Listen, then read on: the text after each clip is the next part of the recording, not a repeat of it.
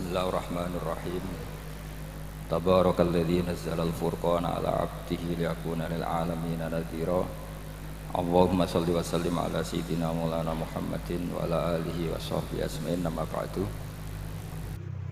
Yang sangat saya hormati semua pengurus wilayah Nahdlatul Ulama Jawa Tengah, wabil khusus Ki Haji Ubaidillah Sodaqoh, teman saya juga guru saya, putra guru saya Ki Haji Abdul Ghafur Maimun. Saya mau cerita sedikit tentang sanad. Jadi buyut saya kandung itu namanya itu Hafsah. Jadi buyut saya kandung itu namanya Hafsah. Itu lahir di Damaran. Damaran itu belakang imaman Masjid Kudus. Hanya sekitar 30 meter dari imaman Masjid Kudus. Itu punya bapak namanya Maksum, punya bapak namanya Soleh. Soleh itu bin Kiai Haji Asnawi Sepuh. Nah, yang Mbah Soleh saya itu, saya generasi ke-7 dari Mbah Soleh itu. Jadi pas ke-7. Kalau ke-8 itu sudah kata orang-orang kaya gitu. Kenapa kamu miskin? Generasi ke-8 katanya. Jadi Mbah Soleh Darat itu orang Jepara, orang Mayong tuh. Itu dulu ngajinya diantaranya di buyut saya di Mbah Soleh bin Raden Asnawi Sepuh. Raden Asnawi Sepuh itu cucu dari Mbah Mutamakin. Itu kesanatan saya. Jadi saya punya naskah banyak. Tadi Gus Nurul tak kasih tahu. Ini diantara contoh naskah Mbah Soleh Darat. Saya punya banyak, mulai Hikam sampai Jawahirut Tauhid, terus beberapa tulisan-tulisan beliau itu masih di lemari buyut saya di Pondok Damaran. Terus buyut-buyut saya itu juga yang diantaranya ada yang nikah di keluarga Gedungan, dan itu sebagian melahirkan Pak Said Akil. Jadi buyut-buyut Pak Said itu adiknya buyut saya. Tapi kalau saya dengan beliau itu sepuh beliau. Jadi kalau saya manggil Pak Said itu kira-kira kalau nggak paman ya mbah. Kenapa saya cerita ini? Karena di antara ikatan sanad itu dzurriyatam ba'duha min ba'd. Ada keterikatan cara berpikir berdasar sanad. Tadi seperti yang dikatakan moderator, laulal isnadu laqala man sa'a ma sa'a. Andai kan tidak ada sanad, maka orang akan berpikir agama sesuai maunya. Dan itu bahaya sekali, karena agama ini riwayat seperti tadi yang dikatakan inna hadzal ilma dinun fanzuru amman ta'khuduna dinakum. Saya punya sekian contoh cara berpikir sanad dan cara berpikir rasional. Di akhir Ihya itu ada cerita tentang rojak, dan ini pasti di luar dugaan sampai, karena sanad itu cara berpikir itu ya ikut saja. Yaitu ada 2 orang ahli neraka dipanggil Allah dalam keadaan di borgol, ditanya sama Allah, enak di neraka? Jawabannya pemuda itu ya, wah Gusti ya, di neraka kok enak? Ya jelas gak enak. Ya sudah, kamu kembali lagi ke neraka. Dugaan kita kan pasti anak ini gak mau.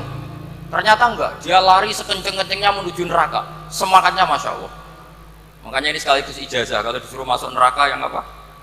Semangat. Oh itu Tuhan akhirnya tanya, loh kamu tak suruh ke neraka kok semangat? Gusti, saya ini sudah kapok. Ketika di dunia kalau jenengan nyuruh sholat saya lelet, jenengan menyuruh kebaikan saya lelet. Sebagai bentuk kapok saya, dengan menyuruh saya ke neraka saya semangat. Makanya saya turut. Barokahnya semangat menuju neraka, ya sudah di surga saja. Ya, makanya ini nanti kalau kamu disuruh masuk neraka yang apa? Semangat. Karena kita di dunia itu ada di akhir Ihya. Artinya itu kan di luar dugaan kita. Cara berpikir seperti itu di luar dugaan kita. Artinya dia jadi ahli jannah. Kita kedua ya masih di bab yang sama. Yang satu disuruh enak di neraka, ya enggak, sudah kembali lagi ke neraka. Si orang ini tolak itu. Terus ditanya sama Allah, kenapa tolak? Ya Allah, ketika engkau memanggil kami ke surga, saya tidak pernah ngira kalau akan engkau kembalikan lagi ke neraka. Ya sudah, kamu di surga saya karena husnudzon sama saya. Ini berarti ada 2 sanad. Lucunya sama-sama benar. Yang semangat ya benar, yang lelet juga Benar. Maka kamu punya dua pilihan. Nanti kalau disuruh masuk neraka, bisa semangat, bisa apa? Leleh. Dan semuanya nanti di surga. Artinya begini, sanad itu apa ya? Enggak yang kita duga. Makanya saya mohon siapapun yang mencintai agama ini harus banyak baca. Jangan nuruti emosi, kemudian emosi itu di atas namakan agama. Di Sahih Muslim itu ada cerita, ini termasuk hadis pegangan kan Sahih Bukhari Muslim. Itu ada cerita seorang sujud sama Allah itu kan banget baiknya, sangat baik. Kemudian yang sujud ini diinjek oleh pemuda yang nakal, diinjek. Ketika diinjek, yang sujud spontan ngomong begini, fa wallahi la yaghfiru wallahu laka, demi Allah, Allah tidak akan maafkan kamu. Di luar dugaan, tentu kalau nggak ada sanad, omongan ini normal karena nginjek orang apa? Sujud. Tapi di luar dugaan, Allah mewahyukan ke Nabi di zaman itu, disuruh bilang sama orang yang sujud itu, Allah ngendikan, manggal ladzi yata'alla alayya alla aghfira li fulan faqad ghafartu lahu wa ahbattu amalah. Siapa yang mencatut nama saya bahwa saya tidak bisa memaafkan orang yang nginjek, Allah tersinggung karena namanya dicatut. Saya ini Tuhan bisa menyiksa dan bisa mengampuni. Kenapa sifat saya jadi satu hanya menyiksa? Sifat ampunan saya di mana? Itu kalau nggak sanad tidak bisa. Saya ulang lagi, Allah itu apa? Zat yang bisa yaghfiru liman yasha wa yu'adzibu may yasha. Tapi orang yang sujud ini hanya mensifati Allah satu, yaitu Allah pasti menyiksa. Dan Allah tersinggung. Bagaimana mungkin saya Tuhan hanya berstatus bisa menyiksa, tidak bisa mengampuni? Akhirnya orang ini disalahkan, malah yang sujud tadi bilang ke orang itu, sujudnya saya hapus pahalanya, dan yang nginjek saya hapus dosanya. Tapi ya bukan berarti terus kamu boleh nginjek orang sujud, ya enggak. Artinya gini loh, saya hanya memperkuat moderator tadi, berpikir agama itu berdasar sanad. Kalau nuruti emosi pasti kita akan setuju Allah tidak ngampuni yang menginjak. Tapi berdasar sanad, berapa orang yang dulu melukai Nabi, bahkan punya niat membunuh Nabi, akhirnya ditobati oleh Allah Subhanahu wa Ta'ala. Siapa yang nggak tahu cerita Surakoh, orang yang niatnya membunuh Nabi, ditobati Allah. Siapa yang nggak tahu cerita Khalid bin Walid, orang yang punya konsep untuk mengalahkan Nabi di perang Uhud, juga akhirnya masuk Islam dan diampuni Allah. Banyak lagi tokoh kafir yang dulu musuhi Nabi akhirnya ditobati oleh Allah. Sehingga ketika Nabi sangat marah ya dengan mereka yang kafir, malah ada ayat turun laisa laka minal amri syai'un aw yatuba alaihim aw yu'adzibahum, bahwa wilayah mengampuni dan memaafkan itu wilayah Allah. Tentu kita secara syariat akan mengatakan yang nginjak itu salah, pasti itu. Kalau yang nginjak itu pasti salah, yang kafir pasti salah. Tapi jangan katakan kalau Allah tidak bisa menobati mereka. Lagi-lagi yang bisa mengertikan itu apa? Sanad. Kita ngaji di bab itu bahwa ada orang diinjak, ternyata Allah ketika yang sujud mengatakan wallahi la yaghfiru wallahu laka, demi Allah, Allah tidak akan maafkan kamu. Loh, mensifati Allah dengan satu sifat la yaghfiru itu Allah tersinggung karena Allah bisa yaghfir. Makanya ini penting sekali saya utarakan supaya kita ini bicara itu sesuai sanad. Karena andaikan tidak sanad, agama ini di logika, kemudian logika orang itu berbeda-beda. Maka kayak apa kacaunya agama ini? Terus yang ketiga, saya beri sekian contoh. Ini saya bawa kitab hikam yang diterjemah oleh Mbah Soleh Darat. Saya dulu pernah ngaji hikam sama banyak Gus Zufur. Cara berpikir Abul Hasan Asyadzili misalnya, umumnya orang itu kan kalau amal itu ingin diterima ya, kalau sujud ingin diterima Allah, kalau sholat ingin diterima Allah, dan kalau sangat ingin itu biasanya terus berlebihan, saking berlebihannya terus nangis minta amalnya diterima gitu. Tapi efek negatifnya gini, jangan-jangan nggak diterima, lalu kalau nggak diterima gunanya apa? Ini buruk sekali kalau mulai tanya, sujud saya jangan-jangan nggak diterima, kalau nggak diterima gunanya apa? Itu menurut Abul Hasan Asyadzili itu pertanyaan dari setan. Bagaimana mungkin kita pernah menyesal atau menyesali sujud yang pernah kita lakukan untuk Allah Subhanahu wa taala. Wong dadi kawulane Allah, wis dikai bumi, dikai oksigen, dikai rezeki, tahu sujud, bareng dikasih tahu Jibril, sujud kamu gak diterima. Wah, getun aku sujud be Allah. Masa sujud sama Allah getun. Maka kata Abdul Hasan As-Sadili begini. Kafa bika jazaan an radiyaka laka ahlan. Cukup sebagai balasan dari Allah yang luar biasa, kamu ditakdir sujud. Woi, keren. Coba kalau kamu nanti ketemu Allah, ada orang yang sama sekali di bumi gak pernah sujud. Lalu kamu ketemu Allah sujud berkali-kali, kemudian dapat kabar kalau sujud kamu gak diterima. Pantas mana kira-kira? Pantas yang pernah sujud apa pantas yang gak pernah sujud? Pantas yang pernah sujud. Jika pikirannya Abdul Hasan As-Sadili, sudahlah kamu bahagia saja karena kamu ditakdir pernah sujud. Itu satu anugerah Allah yang luar biasa. Kamu nggak perlu terganggu diterima apa nggak diterima. Karena kalau kamu terganggu itu nanti lama-lama mengatakan apa gunanya sujud kalau tidak diterima. Dan itu setan menang kalau sudah ada pertanyaan apa gunanya sujud. Nah, makanya disebut min syarril waswasil khannas. Kata Abdul Hasan As-Sadili, waswas di sini adalah setan ngeridu kamu supaya kamu ngeset semua ibadah kamu, jangan-jangan kamu nggak diterima. Kemudian kamu menyesali semua ibadah yang pernah kamu lakukan. Betapa buruknya kita. Wong ngamal apik kok disesali. Makanya saya ini sebagai kiai itu termasuk kiai yang paling sukses saya. Betul. Karena perasaan saya itu sudah sukses dulu sebelum nyata sukses apa enggak penting. Saya sering motivasi santri yang ngapalkan Quran 10 tahun enggak hafal-hafal. Nanti kalau ketemu Allah tetap keren. Pernah hafalkan kitab saya? Pernah Gusti. Hafal tidak. Tapi kan keren pernah menghafalkan. Daripada sampai ditanya, pernah ngapalkan Quran? Tidak. Kok hafal lagu dangdut? Nah, itu posing sampai jawabnya. Tapi kalau santri saya, pernah ngapalkan? Pernah Gusti. Di mana di Guswa? Hafal? Enggak. WD saja enggak. Tapi saya mencintai kitab engkau dan bukti cinta saya tak hafalkan. Cuma nasib tidak memihak saya Gusti, kan masih lumayan itu. Daripada ditanya, pernah ngapalkan Quran? Tidak Gusti. Jebule apal lagu dangdut, yang ibu-ibu apal harga cabai, naik turunnya harga berambang. Ini harga sembako hafal, tapi kalau Quran tidak hafal. Nah, pikiran-pikiran kayak Abdul Hasan As-Sadili itu harus kita kembangkan. Makanya saya suka sekali ketika Mbah Mun yang sekarang diteruskan Gus Wafi meresmikan Thariqah Sadiliyah. Ya cerminannya kitab Hikam itu yang diterjemah Mbah Soleh Darat, karena Hikam adalah murid Abdul Abbas Al-Mursi, beliau adalah murid Abdul Hasan As-Sadili. Jadi gampangannya kalau sampai ingin tahu cara berpikir Abdul Hasan As-Sadili itu ngaji Hikam, karena Hikam itu cucu muridnya Abdul Hasan As-Sadili. Dan itu cara berpikir gampang sekali. Misalnya hubungan dengan Allah, ilahi kullama akhrosani lu'mi antokoni karomuka.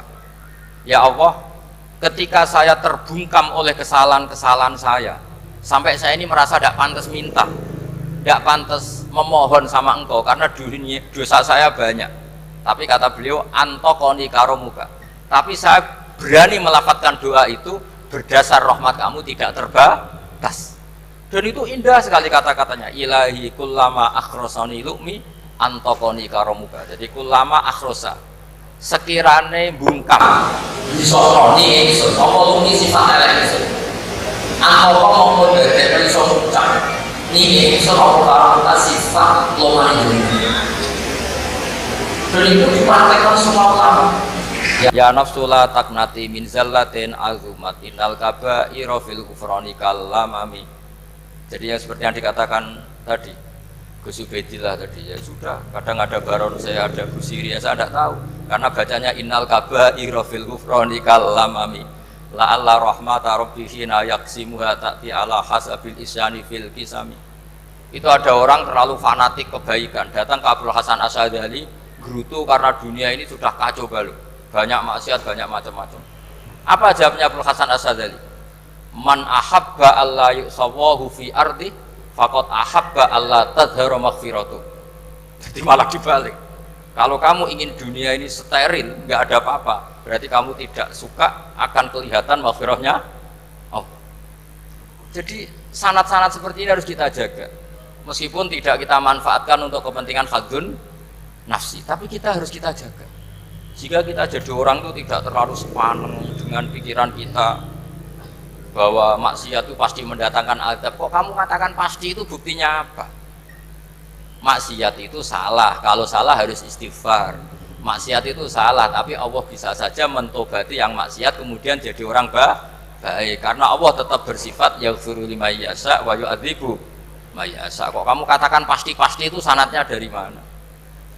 Jadi ini pentingnya sanad ya. Jadi kita harus terus menjaga sanad ini supaya cara berpikir agama sesuai garis yang pernah ditulis oleh para ulama, yang semua itu musalsal ila Rasulillah sallallahu alaihi wasallam. Terus ini mumpung ini di depan Gus Zofur juga, ini pernah tak baca di depan putra-putra beliau, di depan anak-anak. Ini nanti saya hadiahkan ke PWNU Jawa Tengah. Saya nulis kitab ini sebagai bentuk saya bahwa apa yang dilakukan Syekhina Kiai Haji Maimun Zubair semuanya itu berdasar khazanah-khazanah yang ada dalam kitab-kitab Al-Kutubil Mu'tamadah. Di antaranya ini kitab Khilyatul Aulia. Kitab Khilyatul Aulia itu kitab kesayangan Imam Ghazali. Sampean kalau baca Ihya juz 4 itu beliau memberi saran ke kita, wa alaika bimudawamati mutolaati kitabi Khilyatil Aulia wa tabaqatil asfiya. Karena Imam Ghazali fi manaqibil akhyar itu nginduk kitab Khilyatul Aulia karangannya Abu Nu'aim Al-Asfihani. Kalau di tasawuf beliau nginduk kitab namanya Qutil Qulub karangannya Abu Thalib Al-Makki. Kalau di fikih tentu beliau nginduk gurunya sendiri Imamul Haramain, yaitu Nihayatul Matlab fi Dirayatil Madhab. Ini saya beri contoh kenapa Mbah Mun, Kiai Ubaidillah, semua tokoh-tokoh NU cara perilaku itu santai, rileks tapi terarah. Ini saya beri contoh. Ini riwayat dari Sufyan bin Uyainah, termasuk gurunya Imam Syafi'i. Ini halaman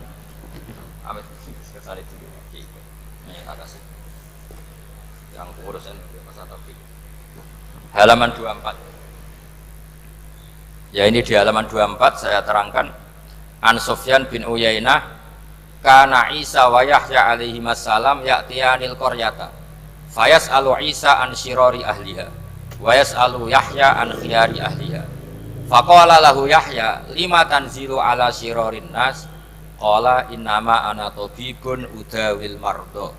Ini di juz 7 halaman 323. Jadi mulai dulu ulama itu ada yang fokus ngelola orang-orang soleh, tapi ada juga yang mendokteri orang-orang yang macam-macam. Nabi Isa itu kalau di satu daerah tanya, di sini yang orang nakal-nakal di mana? Oh di situ. Terus beliau ke situ. Ditanya Nabi Yahya, kenapa ke situ? Saya ini nabi. Nabi itu biman zilatit tabib. Saya ini ibarat dokter. Tentu dokter itu yang menyembuhkan orang-orang yang sakit. Sehingga kiai-kiai kita tuh ya kancanan orang soleh ya mau, bina orang fasik ya mau. Lah yang nggak boleh itu yang potensi katut fasik, itu nggak boleh. Jadi apa ya, supaya kita itu melihat sesuatu itu tidak seudon, kiai kok berteman orang fasik.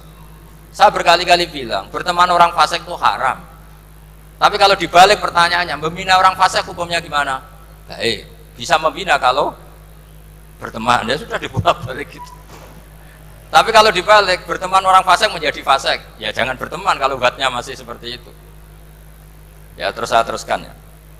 Sayyidina Umar itu terkenal orang yang sangat keras. Sayyidina Abu Bakar terkenal orang yang layyinal janib, orang yang sangat santun, sangat sopan. Tapi anehnya ketika Abu Bakar mau wafat, itu khilafah atau khalifah itu diwasiatkan supaya yang mimpin itu Umar. Padahal orangnya sangat keras. Tapi yang jarang diketahui publik adalah ngiranya Umar keras itu wataknya. Ternyata enggak. Di sini diterangkan Umar wataknya itu sebetulnya bisa memilih keras atau halus. Ini saya baca ya di halaman 25. Beliau ditanya oleh Abdurrahman bin Auf. Terus beliau menjawab, ya Abdurrahman, wallahi laqad lintu linnasi hatta khashituha fil lain. Tsumma staddattu alaihim hatta khashituha fis siddah. Fa ainal makhraj. Terus di sini saya terjemah, saya saat lunak juga takut sebab lunak bisa dianggap pembiaran, tapi saya juga takut Allah saat keras sebab keras jangan-jangan termasuk tanfir, orang lari dari kebenaran. Ya misalnya gini, sampean punya anak putri atau punya ponakan pacaran gitu. datang ke kamu sama cowoknya, kalau kamu lunak pasti keponakan kamu ngira wong Pak D gak apa-apa, padahal Pak D saya itu kiai, ternyata saya gak ditegur. Lunak itu punya akibat dianggap pembiaran terhadap maksi ya. Tapi kalau kamu keras, wah nak nenggonku tak wantemi watu, kan gak pernah ke kamu, bagaimana bina wong sowan saja gak berani. Artinya efeknya sama, terlalu lunak ya punya efek tidak bisa bina, terlalu keras juga punya efek tidak bisa bina. Maka kata Sayyidina Umar, fawallahi laqad lintu linnas hatta khasyitu wa fillan. Artinya saat bersikap lunak saya takut Allah karena lunak bisa dianggap pembiaran terhadap maksiat. Tsumma statadtu alaihim hatta khasyitu wa fisiddah. Ketika keras saya juga takut karena kalau terlalu keras bisa tanfir, bisa orang lari dari kiai, dari orang soleh. Makanya dalam guyonan-guyonan ulama itu ada preman jagongan di orang-orang fasik. Ditanya, kenapa kamu jagungan sama orang fasik? Kenapa tidak jagungan sama orang soleh? Habis orang solehnya marah-marah terus, lah ini ramah. Makanya saya milih yang ramah saja. Itu meskipun guyonan, tapi pelajaran bagi kita. Karena ya memang Quran seperti itu. Walau kunta fadhun ghalidhal qalbi lan faddu min haulik fa bima rahmatin minallahi linta lahum. Terusnya itu. Jadi apa ya? Nah ini kalau nggak ada sanad nggak bisa. Nggak ada sanad nggak bisa, pasti kita berpikir sesuai keinginan kita. Maka ada ancaman yang keras, man fassaral Qur'ana bi ra'yihi falyatabawwa maq'adahu minan. Jadi saya mohon sanad-sanad seperti ini kayak yang dikatakan Umar tadi. Wallahi laqad lintu linnas hatta khasyitu wa fil lail. Tsumma istadadtu 'alaihim hatta khasyitu wa fis syiddah. Jadi kita akui bahwa dalam lunak juga ada sekian problem, dalam keras juga ada sekian problem. Terus kita bikin satu metode, satu manhaj yang kira-kira ya sa'iqal lisyaribin atau yang lebih dikenal dengan Islam wasatiyah. Ada tawazun, ada tasamu, ada macam-macam. Ya, saya kira demikian. Assalamualaikum warahmatullahi wabarakatuh.